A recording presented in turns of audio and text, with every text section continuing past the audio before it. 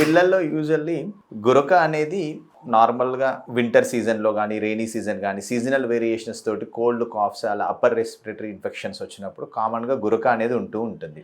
ఈ snoring గురకకు main reasons వచ్చేసి upper airway abstraction మెయిన్గా, ఇంకా కొన్నిసార్లు ఓవర్ వెయిట్ అనేది చాలా తక్కువ. ఓవర్ వెయిట్ వాళ్ళు ఉంటే వాళ్ళను మనం డైటరీ మాడిఫికేషన్స్, వెయిట్ రిడక్షన్కి ఎక్సర్సైజెస్ హ్యాబిచ్యుయేషన్ చేస్తే సెడెంటరీ లైఫ్ స్టైల్ నుంచి వాళ్ళని ఎక్కువ ఫిజికల్ యాక్టివిటీ ఏదైనా స్పోర్ట్స్కి ఎంగేజ్ చేసుకొని మనము డైటరీ మాడిఫికేషన్ చేసుకుంటే సరిపోతుంది. కానీ మోస్ట్ కామన్గా గురక అనేది అప్పర్ ఎయిర్వే అబ్స్ట్రక్షన్ వల్ల పిల్లల్లో వస్తుంది అనమాట.